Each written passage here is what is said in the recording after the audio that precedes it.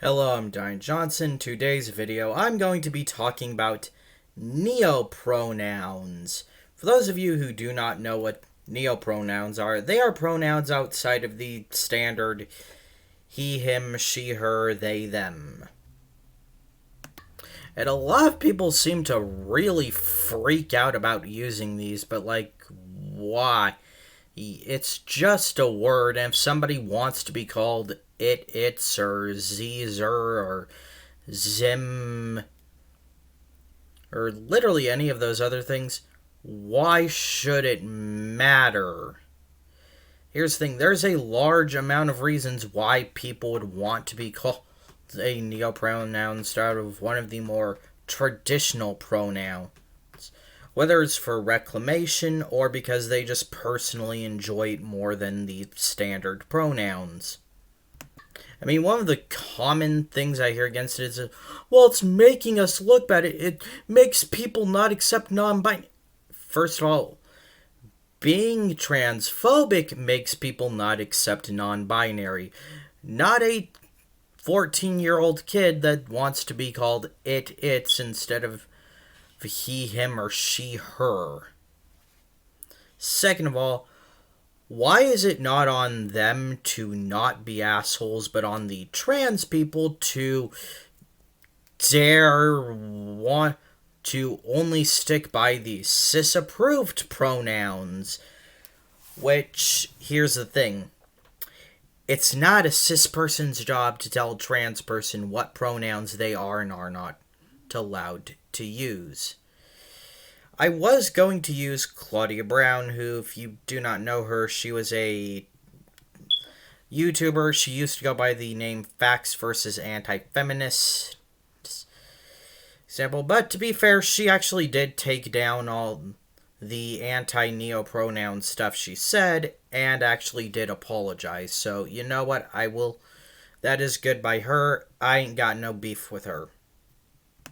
However, goes show that even people who are supposed to be tolerant and on our side can fall into this anti-neopronoun. We need to gatekeep what words people are allowed to use because it's when referring to themselves because, I don't know, trap.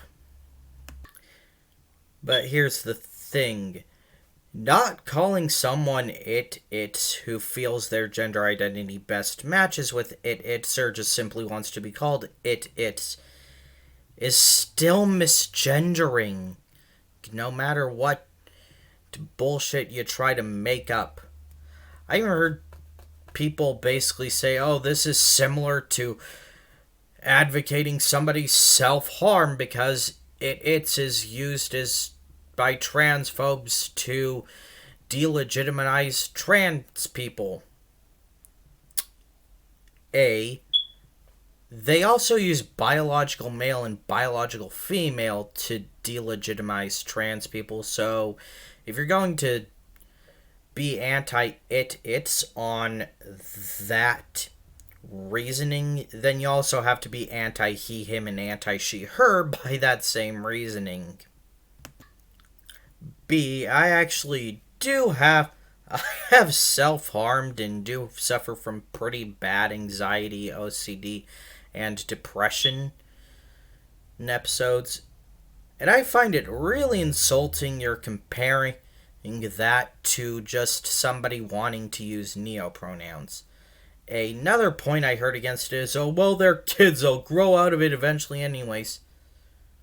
They might not. I mean, when I was a kid, I loved playing with my GBA in the GameCube, and I still freaking love the GBA in GameCube, and some of my younger viewers might not fully get that. Even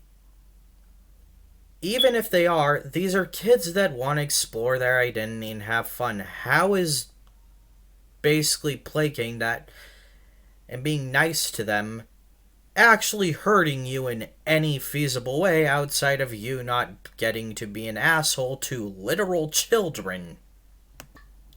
And one final thing I hear against it all the time is, well, it's just made up words, it's not real words. All words are made up.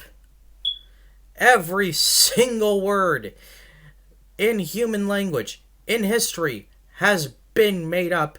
It's just some of those words we all decide to accept as real and use, some we have not. Overwhelmed used to be just a way of sarcastically saying whelmed. They, them was singular for the longest time before people decided to pretend it was only plural, and now we're finally being open to using it singularly again. Sorry about that.